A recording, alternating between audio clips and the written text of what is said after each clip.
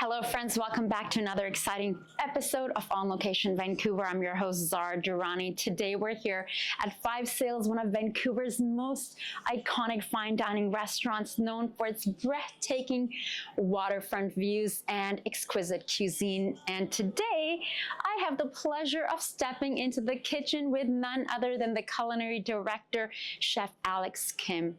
From his early days on his grandmother's farm in Seoul to leading the charge in sustainable fine dining here at Five Sails, Chef Alex brings passion, innovation, and an incredible depth of culinary experience to every dish. Join me as I get a hands-on cooking lesson and dive into the flavors and philosophies behind the Five Sails' remarkable menu. Joining me today is Chef Alex Kim, and we are here at the beautiful Five Sails restaurant with some exquisite views. This is a place to be, and I can't believe I've never been here before, but you know, today we'll be going backstage and we'll be learning from Chef Alex, his story, his passion for food, and feeding all the guests here. Welcome to the show. Hello, nice to have me. Nice to see you today, and thanks for having me on. My pleasure, my pleasure. Well, we're here this beautiful spring day. Spring has just started in Vancouver.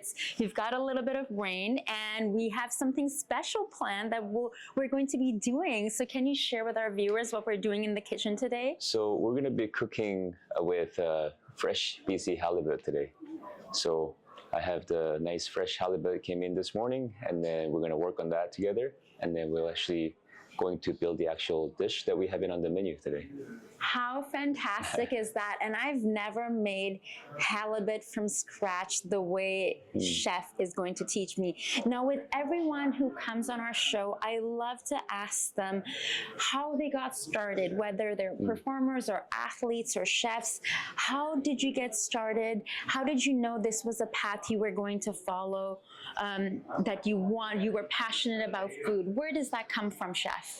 Mainly it's from my childhood memory. I mean, I spent most of my summertime when I was a kid with my grandparents in countryside South Korea, and then they were farmers, so they have, you know, they still farm in South Korea. They had this backyard with growing zucchinis, eggplant, chilies in summertime, and then up in the rooftop we had some fermented condiments, and my grandmother would cook using those ingredients, fresh produce. And as a kid, I was watching her, you know, sitting beside her, and I think that was heavily influenced me, how I got to love or fall in love with cooking. And then growing up, I mean, obviously I was always passionate in cooking, so yeah. You worked in some of the most prestigious kitchens in the city, like Fairmont and Shangri-La, alongside chefs from various countries. How have these experiences inspired you and allowed you to change and contribute to your philosophy when it comes to cooking and your creating menus and dishes? How does that impact you? So actually, when I moved to Canada, I went to Edmonton. So that's where I went to chef school. I started working in smaller hotels and restaurant kitchens. And then when I started my Fairmont hotel, the first kitchen, we had chefs from France, Alsace region of France, and then we had chefs from Quebec. And then after that city property, I transferred to resort property in Banff, so in Lake Louise actually. And again, I've got to work with a lot of talented chefs from all around the world. So chefs from Milan, Italy, and then there's chefs from Japan. There's chefs from all parts of different world, all parts of, you know, the world, and I got to enjoy cooking with them. And they're bringing their own flavors, like their spices, and maybe little stories like your grandmother, where it's like, I use this, and this is what gives it the kick. Or so you're taking, it's almost like visiting different countries in different parts of the world without visiting them. That's right, that's right. And then I also got to share, you know, the stuff that coming from my own food background with them. So it was really a good time that I enjoyed working together. And then when I finally moved to Vancouver, went to Shangri-La, my chef was from Japan, and we had an amazing team there. So, yeah. That's incredible. So, can you tell us about a few dishes that would be maybe inspired, that you could say that, okay, this is what I learned from this chef in Alsace or Japan or Italy, and there's a little bit of inspiration in this dish on the menu right now? Is there a story like that you can share? Obviously, the chef from Alsace, he taught so much about how to make sauce. So, classic French glace de viande using veal bones and some of the nice mushrooms and black currants. He even taught me how to choose which wine to use to make glace de viande. And he also had his own way to make, like potato gnocchi, but more French way of it. Again, working with a chef from Milan, he taught me how to make tomato sauce. Like, even from the basic skills, he had his own traditional way, and I got to learn that. And also, he had his own way to make potato gnocchi. So, I got to try, different style. But obviously there's so many different recipes I can talk about. But I love that. But for someone like me who's pescatarian, what would you recommend to order from the menu right now that is on the menu? Yeah, so starting from the appies, entrees. Feel free to recommend a few appies because I'm a big fan of appies. Yeah. And then dessert. Okay, so we have this beautiful lobster bisque made with Canadian lobster, indigenous crab, and side strap shrimps from BC. And then we serve with this crab croquettes. That's one of the appetizer I would suggest you. Scallops are amazing here at Five Sails. Scallops good. And if you want to go vegetarian, we have this Canadian burrata dish. Canadian? Burrata. Okay. Burrata cheese. So it's a fresh burrata cheese with artichokes, and we have nice balsamic brioche bread. Oh my goodness. The way he's describing everything, I'm just like, let's go. Yeah, so that's my suggestions for appetizer. For entree, I mean, pretty much all the seafood options we have, you can have as pescatarian. So what we're going to be making today, the halibut dish, will be pescatarian friendly. We have, again, lobster tail, also from Nova Scotia. And we have Haida Gwaii sablefish dish, paired with some Dungeness crab risotto, and risotto. That's okay. Not just like risotto. Risotto. Okay. Or we're gonna call this orzotto. Okay. Yeah. Instead of using rice, we use a farro and a little bit of frigola pasta. Yeah. So those are 3 pescatarian items. Amazing. And for dessert?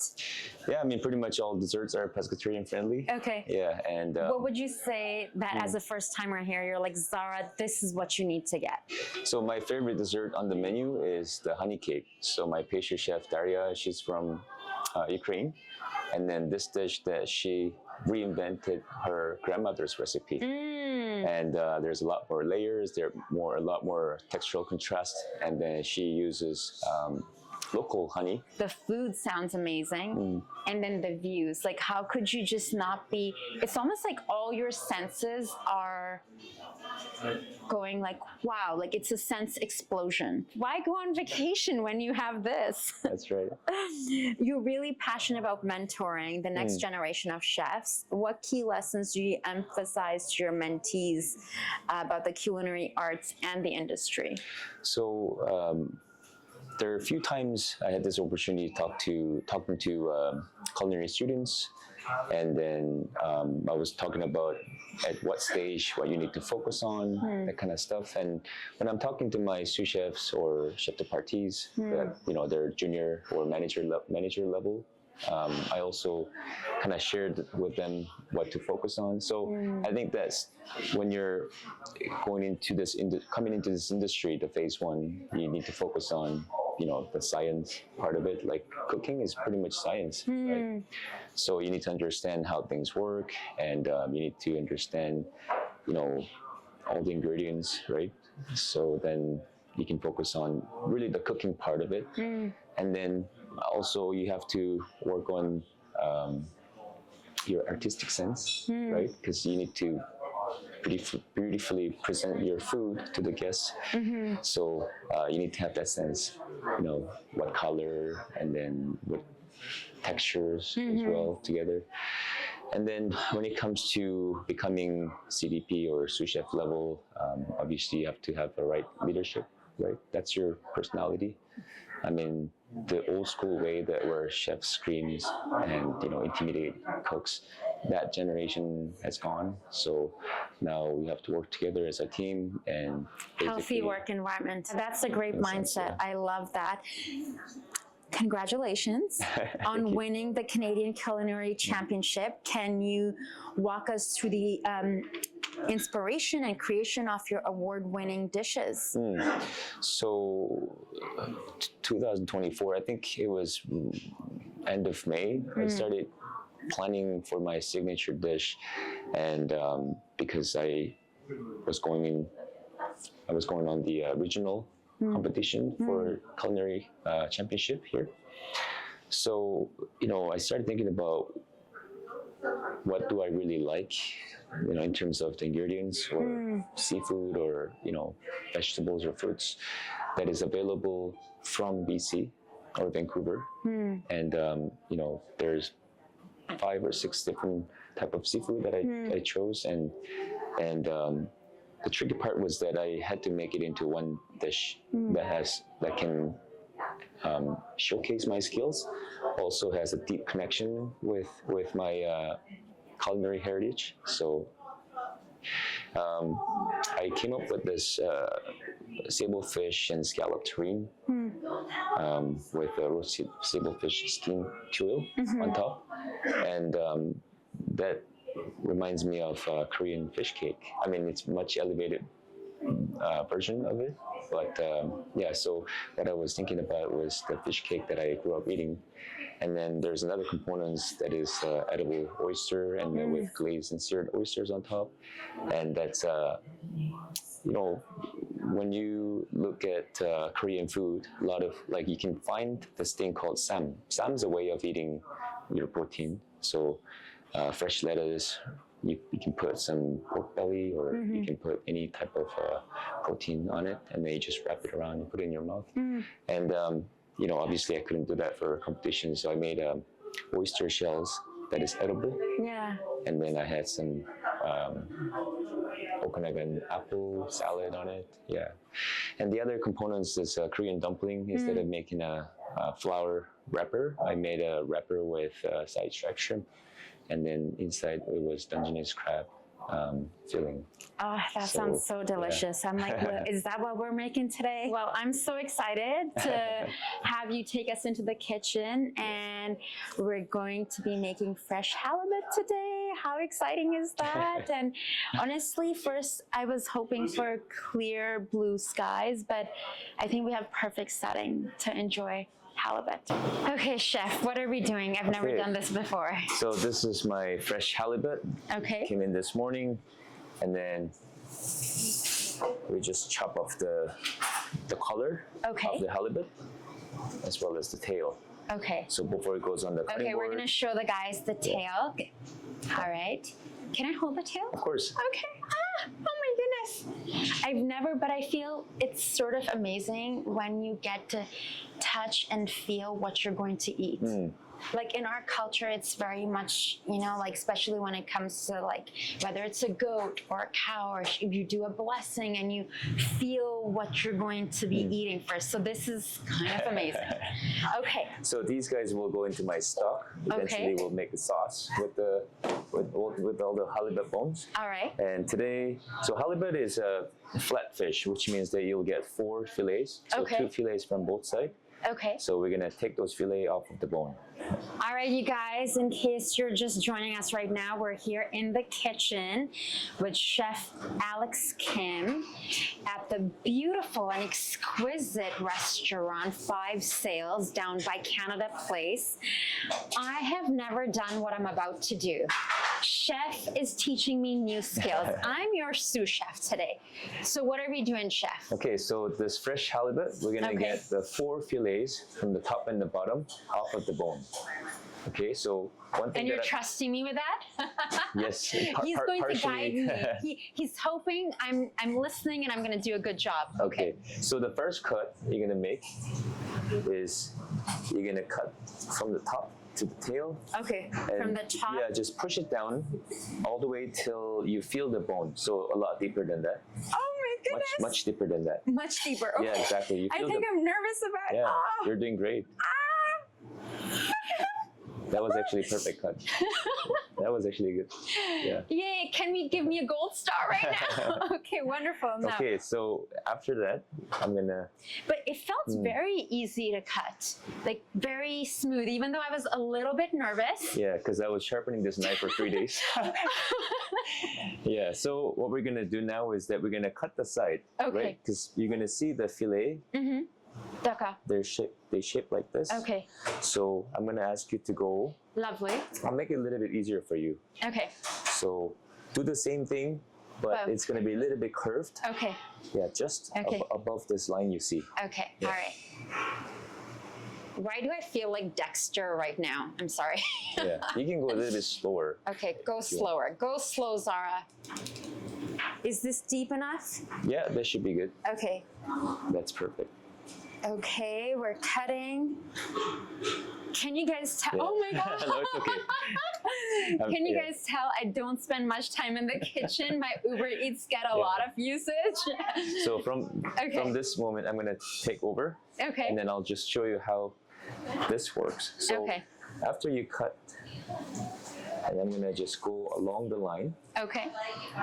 continue to cut this fillet. Okay. So the most important thing here is that the main bones Okay. going this way. You don't want to go too far up, or you don't want to go below the bones, right? Okay. Because the fillets stay like they're placed right above the bone. Yes. So you have to actually follow along with the bones. When you're butchering halibut, the most important thing is that you don't waste any meat Got it. by leaving it on the bone. Got it. Or So we're doing the same Yeah. thing on the other side? exactly. Okay. Oh, wow. It's heavy. Is it? Wow. So when you take the fillet off of the bone, Okay. one thing that you need to check is that it has to be sort of translucent. Okay. If it's not translucent, a little bit murky, that means that your halibut You mean eventually- translucent? Yeah, translucent. Okay. Yeah, Yes. translucent. So if it's not translucent, then your If halibut. it's like grayish or something. Yeah, if it's just a white, you can't see through some of the veins. That means that halibut that you're going to be cooking will be dry. Okay. Yeah, so- Okay, so that means it's not as fresh. Exactly. Yeah. And we all know we've had like clam chowder or fish that doesn't taste so good. I feel like whenever I travel, I'm so mindful of I'm always worried about getting like, upset stomachs. So I always end up just eating vegetarian or vegan. And it's like only eating seafood or fish in the places where I trust, you're going to be getting quality. Okay, so this is our second fillet, Okay. and then May I assist you, of course, chef? yeah. So we're gonna Because be putting on see, that it's pan. part of the Zara cooking show, guys. Wow, it's like a workout. You could do it's like 3 pounds or more. Yes. So rest of the fillet, we're gonna take it off later, Okay. and then we're just gonna use the bones to make our stock. We have some leeks, fennel, onions, and nice herbs, bay Okay. leaves. So that goes into my pot, Got it? and then we'll make our halibut stock later. Okay, so this beautiful fillet Okay. that we have,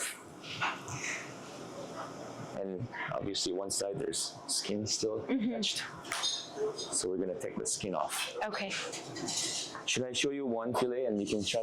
Yes, I would Okay. love that. Please. Thank you. Yeah, so I'm gonna get you to step aside a little bit. Okay. Yeah. So with my chef knife, you Got see what it. I do? Yeah. Uh-huh. And then once you have once you have cut the skin and the flesh, Yes. you're gonna, with your left hand, you're gonna pull the skin Got it. horizontally, Okay. and then with your right hand, you're gonna push your knife like gently. Okay. Okay.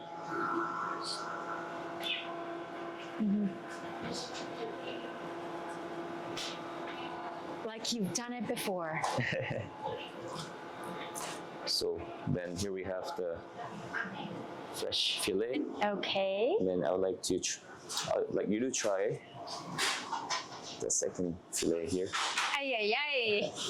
I feel like this is my test right now. It's the exam. Were you listening or not? Yeah. This knife? Ah! Okay. So, The first part, you're gonna have to cut it from here, like this. not through, yeah. Sorry. And then now you have the skin, Okay, got the and skin then slowly go. and pull it. Okay. All right, guys. I was listening to the chef. Maybe just go a little bit closer to the skin. Okay, don't waste No, anything, yeah. Zara. All right, we're learning. Get closer to the skin, girl. Yeah, at this Okay. point, and then you're gonna go Pull. horizontally. Yeah. Okay. Okay, wow. Learning new skills right here on camera. We're going live. Ooh la la, I did it. I think you got it right. I did. Wonderful. Bravo. And I get to lift up this beautiful piece. And voila. Awesome, great. So we're gonna quickly trim off a little bit of this wing. Okay, is that the fact? No, not really. It's I think it's the wing of the halibut, and then trim off the bones here a little bit. Lovely. So all these trims that at Five Sails we use the trims to make our branda. So halibut branda. Okay. Yeah. So my portion will be. So these are the pieces that guests would get. Yeah, Okay. exactly. So now Lovely. I'm gonna cook the halibut. So I have these two pieces that are brined. Okay. So they're brined for about 15 minutes Okay. in 10% salted water, Okay. and then we lightly rinse them. That's so we have these brined for our service. Okay. So now when we're actually cooking, we don't have to season, Okay. right? All the portions will be evenly seasoned. Yeah. And then the brining process will actually help keep the moisture inside the halibut. Lovely. Yeah. Sweet. I'm so excited. And you know why I'm even more excited?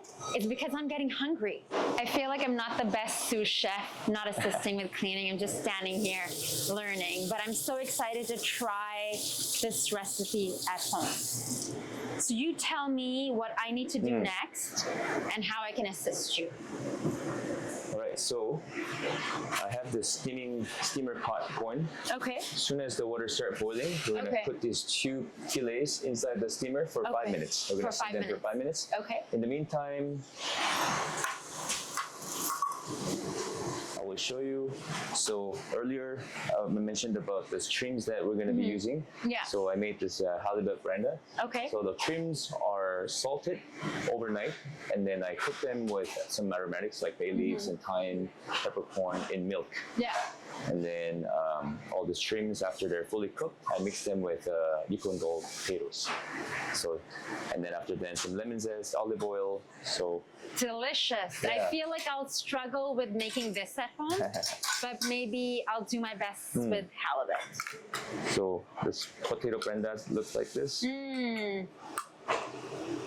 Lovely. Yeah. And then with the bones and all the leftovers, Okay. I cook them for a long time, like maybe 5-6 hours, and I strain them, and then I reduce it down to this consistency. Okay. Now this is the halibut. I call this halibut jus. Okay.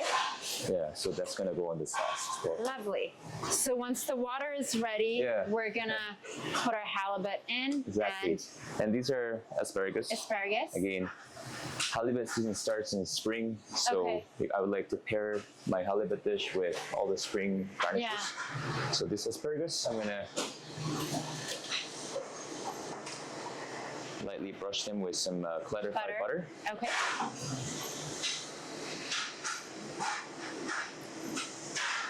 And a little bit of sea salt. Lovely. This will go inside the steamer. Okay. Yeah, with the halibut as well. Wonderful. Yeah. What is this over here? These ones are cannabis potato chips Okay. that I'm going to garnish the Ooh, halibut. so pretty. We have this local white sturgeon caviar from Seashell, BC, Okay. and then also the local uni, The local what? sea urchin. Okay. Yeah, so that's a sea urchin roll. Oh, I call this siphon, or you can call it the, whipped cream dispenser. okay. Inside of this, I have onion potato espuma, which is a puree, Okay. and we got some spring onions, spring garlic, and it's really creamy. That goes really well with the halibut. So because halibut is a lean fish, I feel like all of this, I'll just have to come back to Five Sales when I'm wanting, because to do a lot of these, like I can do the asparagus at home, I can do the steaming, but this is the extra details. yeah, exactly. I love it though. I'm getting inspired. Okay, so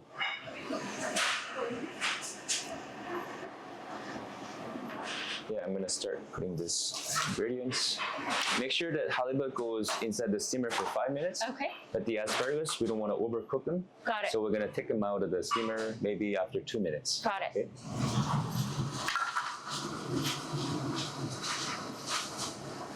I will place the halibut here. Can I place the other one? Of course. Ah, I get to place the other one. And then can you also place the asparagus around? With this or no? No, not Okay. without. Okay. Without.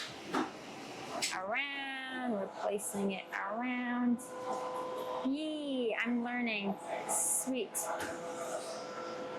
So do you like time it, or do you just go off of your inner clock? So we're gonna use a timer. Okay. So 5 minutes. 5 minutes. Okay, and then after 2 minutes, we're going We're gonna to take the asparagus out. Sweet. Okay. So in the meantime, can you grab me that bowl in the middle? Okay. So we're gonna warm this up. Okay. I'm gonna cornell this branda. Okay. Okay. So with 1 spoon, Okay. I'm gonna grab it maybe this much, and then I will just sort of rotate between these 2 spoons. Okay. Make it into like a maybe football shape, Okay. and then we'll place it right in the middle of the bowl. Lovely. Want to try one? My goodness. Okay. It's the Grab it this way. Okay. Yeah. Hey, I'm getting there. I'm getting. Yeah, you got it. I don't know about the sound effects.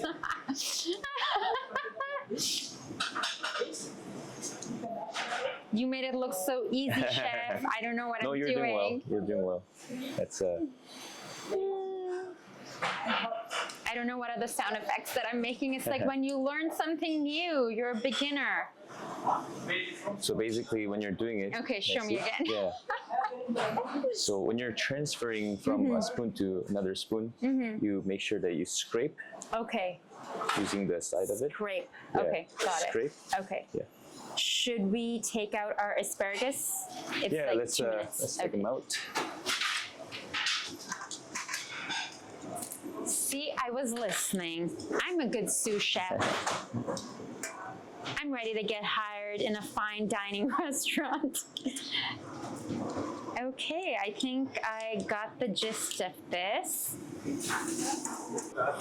We're gonna sauce the branda or around the branda with Okay. the halibut shoe. Okay. Lovely. This way.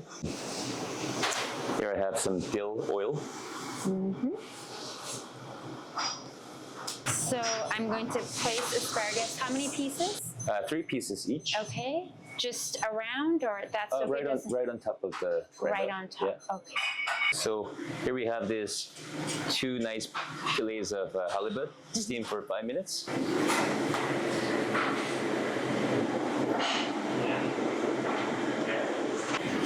Oh, this is so fun. I can't believe I did all of this. Okay. Big piece of halibut. Okay, we're right on top. Yeah, so Okay. we'll just make this flat, Okay. right Make on it top flat. of the brandai. Ooh la la, it looks gorgeous. Wow. Okay. So now we're gonna put the espuma, Okay. which is made with some spring onion and garlic, Okay. just to cover it lightly on the halibut.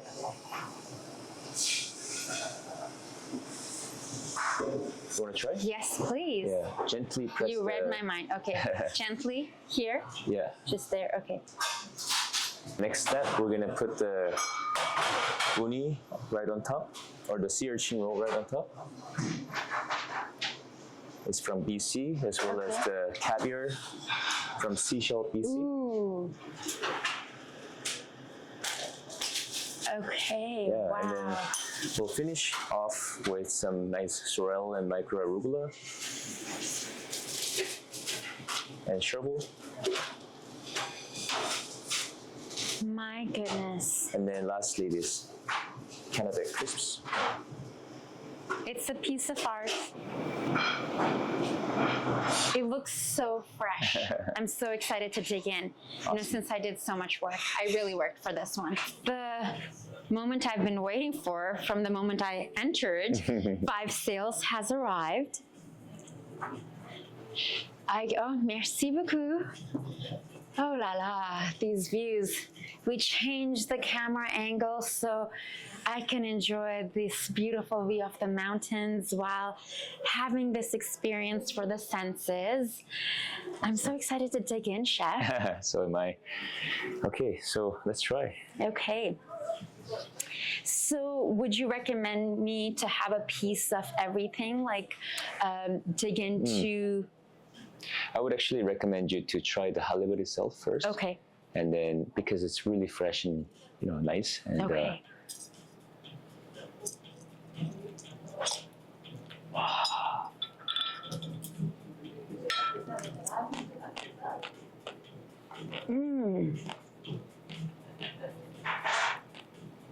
Wow, that's divine. I like how light it is because of steaming it. I love the lightness and the explosion of the texture with the caviar. I don't want to call it sauce, but what did you call what we put at the place at the bottom? It's a halibut jus. I mean, it's Jus. halibut sauce. Okay. Yeah.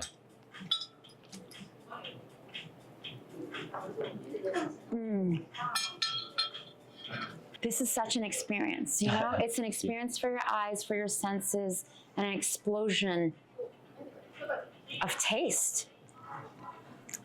So what would you recommend for someone to order for dessert after this? What you had recommended earlier? Or Yeah, honey cake's nice. And we Okay. actually have this apple. We use Okanagan apple. Okay. And it's actually, my pastry chef has this apple compote surrounded by chantilly cream. And then it's shaped like an apple and it's glazed in a white chocolate. So, I mean, for my first time saw this apple, I thought it was a real apple. wow. Yeah, so that dessert would be nice with the halibut. Yeah. So lovely. Chef Kim, I know you have to get ready for dinner service. I truly appreciate your time. Thank you so much for teaching us today. I hope you guys really enjoyed this episode because, my goodness, I'm enjoying it in more ways than one. Chef Alex Kim, thank you so much. We'll share his information. Thank you so much for having me on your episode. It's my absolute pleasure. Until next time, I'm your host, Zara Durrani, and you're watching On Location Vancouver, brought to you with the support of TELUS Story Hive.